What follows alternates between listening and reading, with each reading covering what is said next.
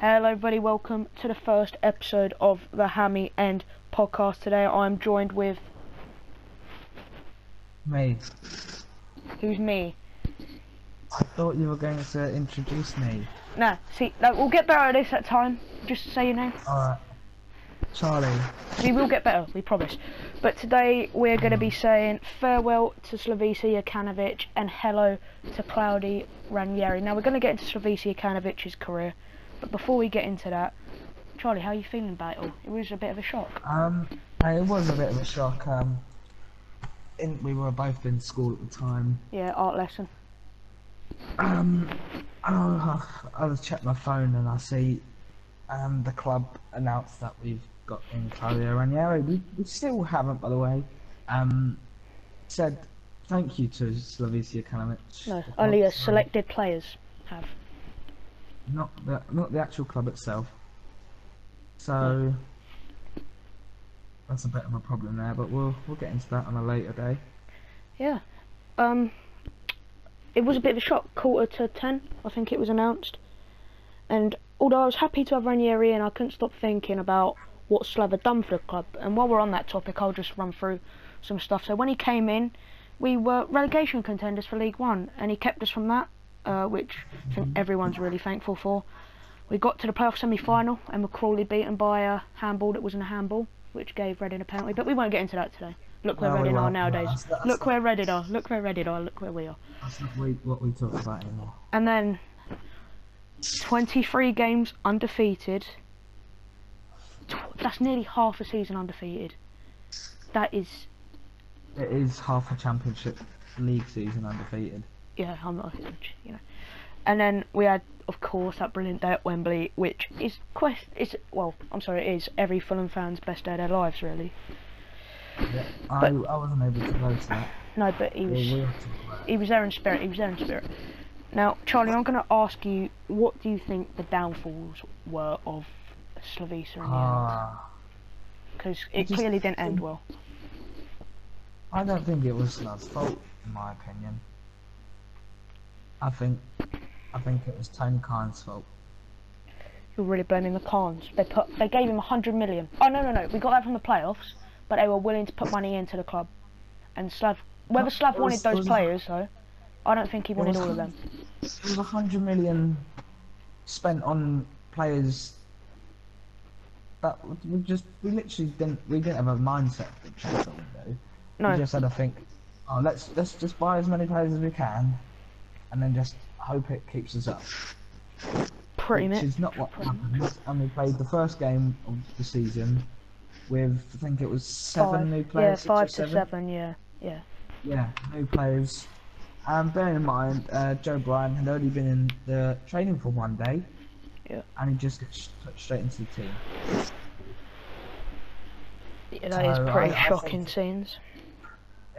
Partly it wasn't his fault, and we still we didn't buy the right defenders, in my opinion. No, I don't think they were.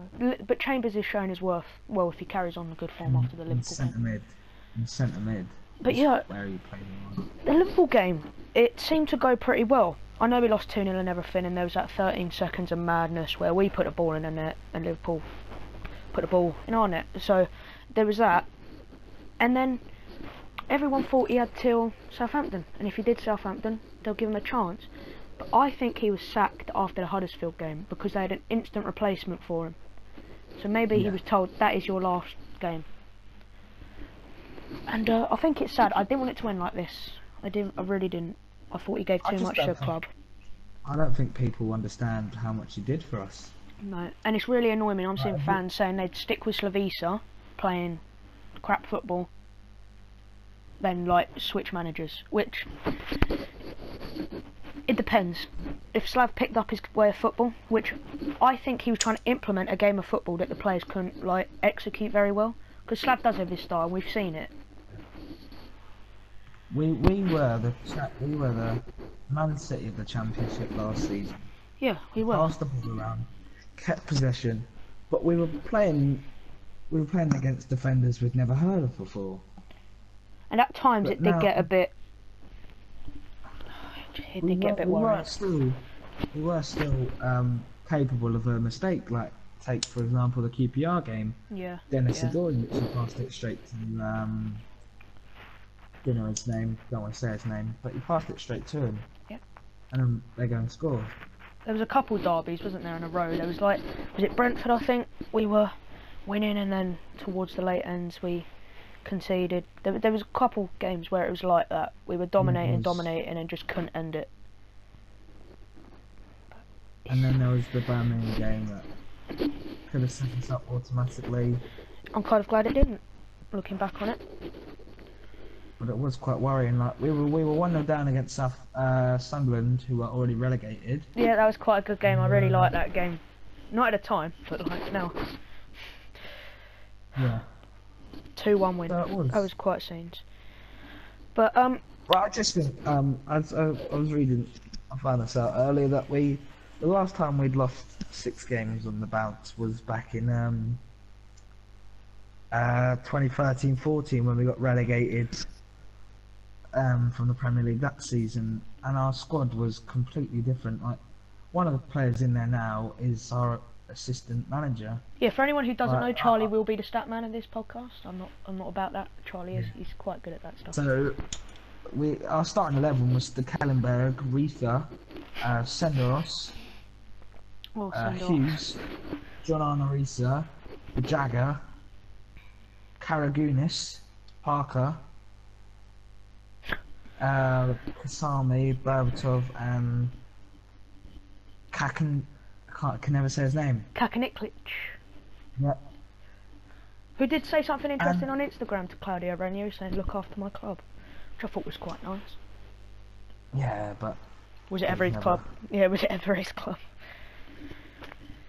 But that was yeah, it's not just the fans that are down. It also seems to have the players. Mitro put out there that it's bad news for me since everyone knows what impact he had on my career. Cess also said something, basically thanking him for his career really. He went on to say, "You believed in me and gave me an opportunity. You changed the club around me and made our fans smile again. And for that, you'll always be remembered." That's quite touching there from both of those players. That shows you how much of effect he had on these players' career. I mean, Mitro was only there last season with Slav, half of it. He didn't even have him. He hasn't even had him for a whole season. No, that shows you how much Slav has these players really. He did get on with his players really well. Yeah, he seems to as well. Now, what are your thoughts on Ranieri, Charlie? You know, we could have had the likes of Allardyce, Moyes, Pardew. So, are you happy to be coming out there with Claudio Ranieri? Yeah, I'm happy to be coming out with the better managers, but I just want to touch on one thing. Sam Allardyce he plays awful football, but it is the football that keeps people up. Like he's done it. He's got a track record of it. He's done it multiple times for West Ham. He's done it and for loads of other teams. But I think we came out with the better manager of the bunch, shall we say? Yeah. He's won a Premier League medal. He's Champions League manager. What more can you ask for? Yeah. It really is. And Ranieri's first interview happened to be today, and this is why I was holding off doing the first podcast a bit. And he said something that I really like about him. I'm just going to get it up now. He said today, "I need a fighting spirit. It's important to be ready together, the players, the club and the fans together." He also said that he does have the players, but he will choose the ones that have the fighting spirit, which I think he said all the right things. He's ticked all the right boxes today, really, hasn't he? Yeah, I feel like we have had multiple players who haven't been playing for the club recently. Or have they not been playing for Slav? No, they just haven't been playing to their best ability. One of them being Seri, who he's gone missing since the Burnley game. If you find him, please DM. Who has completed the most passes for our team this season. But how many of those have gone astray? There's been lots that have gone not to our players as well. Quite a few. But that's just one thing that, I have to say. There's something for me to sort it out. Yeah, they do, and one of them is being Sherlock, who he has it in him to score a nice goal, Yeah. but he needs to work harder. He really needs to pull his finger out, because there's been times where he's been offside, where he could, if he was onside, could really help. And Yeah, I do.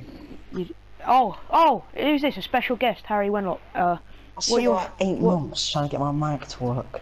You totally didn't interrupt the podcast, but all right, yeah, nice having you. Also, apologise, I was listening to it along the way. Charlotte's had 8 offsides, whereas Mitrovic has 13 this season. The thing with Mitro is he's been running quite a lot. He's been working his socks off. You can tell that he's getting annoyed because he wants the ball at his feet. He's not gifted with height. He's not gifted with pace. Give it to him at his feet. He's also won 39 more aerial battles than anyone else in the second, which is Lamar Shawn on 20, and he's had 59. It's hard to be scoring goals when you've got to do stuff in midfield as well. And he's had the most goals, but Shadow's right behind him at the moment on 4. He's on 5. He hasn't scored since Watford. He hasn't scored since we've been losing. Says a lot, really, doesn't it? Do you want to move on to questions, Charlie, or is there any more interesting stats that you want to get out there? Yeah, Mitrovic is on the most yellow cards as well, which I think is purely. Oh yeah. One game away, yeah. One yellow card away from a suspension. Brilliant. Exactly what we need. That's purely because of the fact that he's Frustrated. Yeah, exactly. He's isolated up there, so he's got no one around him. Right. So you went to the lonely. Yeah, Harry's been to a couple games. He went to the first season of the game and the Bournemouth one. So first season of the game, Joe. First game of the season. It's podcasting's new, all right. We'll get used to it. You didn't know how to introduce yourself, so like we're all working things out. You might be catching a bit of depression. You know what I mean? Yeah, I'm lonely. Right. Yeah. Okay, we're gonna get it off that because we want to keep it upbeat. We're gonna move on to questions. Favourite football moment other than the playoff win? This goes to me and Charlie. Because like Harry will go. Yeah, I'll say one. No, Harry, please. No, it's a Fulham one. Oh, all right. Go for it, Harry. When they beat Juventus like 27 years ago. The last English team to beat Juventus. 8, except United, mate. What's it? No. Yes, they United. beat me the other day. Oh yeah. Years ago. Well, says a lot, really, doesn't it? But yeah, the Juventus game was good. Harry's a Chelsea fan, so. Yeah, he will be on here for the Fulham versus Chelsea preview. Probably be both of them. I think. Can't really relate. For me, other than the playoffs, I'm gonna have to say the 6-0 versus Burton. Yeah, that game was quite legendary. I'll put that. Because that was the first ever game me and Joe went to together. Yeah. First of many. And we happened to beat Burton Albion 6-0, but we were discussing during the game that we lost 2-1 to them earlier in the season. Yeah. Shows how much we have changed. Yeah, for me, it's got to be Hamburg semi-final. I didn't know what was going on. I was a bit too young to probably be there. But when Davis put that goal away, it was quite mesmerising to watch. Just flicked it past the defence. Oh, well, I could go into this, but thank you, Georgie Gray, for that question. Moving on. Do you believe Fulham will win the Premier League? If so, when? No. Now, people are going to ask this question because we got the guy that won it with Leicester. So, this will be... I don't think we will. That's a lie. No, I don't think. I've been joking around at school saying, yeah, 2 season tops, but no, I don't think we've got it in us. We're not going to win the league. Now, there's a boy from my rugby club who's given us 3 questions, so thanks for that. We've touched on one of them. What do you think of Ranieri? We've said we've got the best of the bunch. He's also gone on to say, what do you think your position will be at the end of the season? I'm still thinking we'll be relegation contenders at the moment. Yeah. I think it's a bit too late to say we'll get top 10. I think we'll get probably 16th to 14th. Yeah, that's fair. Right, So, Josh has gone on to say, what do you think? Who is the best player you've seen at Fulham in your time? In my time, Yeah. oh, can I say one after? Is it a Fulham player? Yeah. You can. I'm gonna have to say Danny Murphy always stood out to me. Always. Oh, I'm gonna go with Moussa Dembele on that one. No Actually, I'm gonna go way. with. No. Tottenham Dembele, not the Celtic one. No, I'm still not Do you know saying who that. I'm gonna go with? Though I have heard Louis Saha was quite dynamite in his time. But we went Guys. Yeah. I'm gonna go with Clint Dempsey. I think That chip against Juventus will that was up there. I know the score, I know the score. Or, He was like the big first old, player I knew the name of.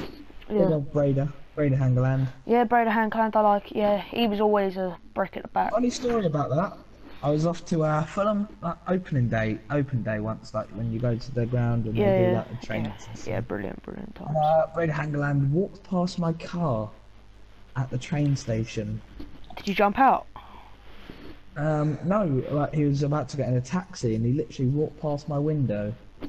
And Oh, you're excited. That's I quite did have a good. little fanboy moment.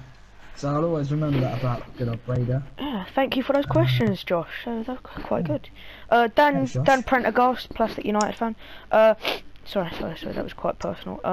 What do you think? Do you think Fulham are truly Premier League quality? And I'm going to sum that up in one word. Yes. Not with Slav. Yeah, we are. Ranieri. We are. Yes. Our team is a lot better than some of the other teams in the Premier League. I just feel. Well. Let me impart my views on this. No, we have a better squad than Huddersfield, Cardiff, Newcastle, and Southampton. We should be higher than Southampton's harsh. No. No, it's not. They got Oh, James Charlie Ward-Prowse. Charlie Austin effect. Premier League is now getting VAR after he moaned Yeah, about next it. season. Yeah, I know. Yeah. Charlie This Austin is effect. football players finally said what they're actually thinking. Yeah, it's about time. Yeah. So Harry, what you gonna say? Yeah, go on. Impart your views. You interrupted the Defensively, co-presenter for it. they're So. absolutely shambolic. Yeah. Well, no, that's a good question. That's going to lead on to our next question. No disrespect. All due respect to Dennis Adoy, but he's shambolic. No, You look was- average going forward. You know, not the best, not too bad either. You know, you look. Don't know. But The whole team just looks a bit sort of lethargic, just a bit. I want to touch Like they on don't want to something. be there. Yeah, that is Huddersfield, sometimes. Yeah, definitely. I think when we played Huddersfield, they hadn't scored a goal from an attacker. All their goals have been from defenders Or an own goal in our case. or an own goal. So that is saying something about other attacks in the league. Right. So it leads us on to our next question. Harry said we were shambolic in defence. Centre back pairing for the game against Southampton.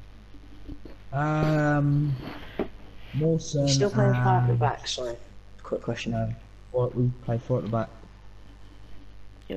Oh, We don't play 5 at the back. I thought you did. No. No, when I was, I don't know. Don't shoot the messenger. No, the Alright. formations have been pretty questionable. People don't know No, what it the just actual seems- formation is. When I was watching a Bournemouth game, I think Kevin McDonald slotted into a But very Kevin defensive McDonald. role. He's always dropped back as a I Second. know, but Yeah. he's kind of stayed there. really deep CDM. Yeah. That's what And- he's always done that. Yeah, Sessegnon was quite deep. Well, It's because he plays left back sometimes. Like Yeah, it gets... he has to. when he wasn't getting the ball, he went. Because Joe Bryan's injured, we haven't had a left back, so Oh, Sess yeah. has had to. And then who else? Yeah, I don't know. I'm just gonna be here. Right, just in the Charlie. corner. Charlie, what did you want to say about that situation? I would say Mawson and Le Marchand. Yeah, Mawson, 20 million for him. He needs to start putting in some good performances. And MLM, Clearly not a fullback, as seen in his performances. Now I'm going to move on to Twitter because we got a question on Twitter. Only one. Thanks, Twitter community. Accepted. What formation do you think Ranieri will go with? I think he'll go with the one that we started against Liverpool. A 4-2-3-1. Yeah. Mm-hmm. A simple answer. Simple answer. Harry, do you want to shed any light on it or not? I enjoy that sort of formation. It's a stable formation, isn't it? With the two. And that's what we holding need at the moment, midfielders. stability. You need a bit of stability. You need a couple of players in the middle that can just hold the ball up and give it. Just not giving the ball away, just silly. Just keep the ball. Don't rush it. You know what I mean? Just don't do anything silly, which is sometimes. We're known for it, pretty much. I want to touch on before. Claudio Ranieri has come out and said that if we start keeping. Oh yeah, this is quite funny. Yeah. What do you say? Didn't hear that. Oh, if we keep clean sheets, then he's going to buy everyone McDonald's, which he also did a similar thing. I wonder if they'll all got Mercedes if we win the league. I think that's more. Oh, BMW, sorry. Everyone, he bought everyone what do you call it? Pizza. When they kept dilly ding, dilly dong. Mad respect. Right, I think we'll wrap it up here. Or has anyone got anything else to say? This has been Harry Wenlock, by the way. This has been the introduction to our. Follow him on Instagram. To the series. I hope you like it. I really do. We all hope you like it. We'll be back very, very soon. For Southampton game. TV. Looking forward to it. Yep. Right, we'll see you in the next. Are you gonna vlog that? No, this is the reason. Oh no, I can actually clear up some context now. The reason I started a podcast is because I use my phone to film. I'm not actually loaded, and so it's running out of storage basically. It can film up to half time, but it can't film anything else. So until I get like a camera, which is hopefully after Christmas, save up some dollar, we should be back in going with the vlogs. Also, Fulham Wolves, me and Joe will be attending. Yeah, Charlie will be vlogging that. Boxing Day. Boxing Day. I might Tickets do money can't buy. Yep, max up. Literally, they can't. 75 quid for a ticket in the Hammy end. Disgusting. Would you call them a max mix up? Oh what? I don't know what you're going on about. I don't know either. Right. I'm gonna do a big vlog of Christmas, and then maybe a bit of Christmas, and then the big one, Boxing Day vlog. The big season finale. Yeah. Right, we'll see you in the next one. No, that podcast will go on forever and ever. Do we have any Southampton fans that we know? I've actually got in touch with an account that are willing to give their thoughts, shed some light on the situation. Yeah. What's his name? I don't know, he's got an Instagram account. I'll make casual appearances every sort of... Yeah, if you just want to join the private party again. The big one after the Southampton game is the Chelsea Fulham game. And you will see Harry Wenlock on this scene. Yep, that's my name, that's my game. Right. Yes, this outro's gone on for about 10 minutes, so yeah. I'm at the bridge. That's what we like to see. Yeah. And then we're back at Craven Cottage for the Leicester game, which is the Claudio Ranieri reunited. Lot to look forward to. Bye. Bye.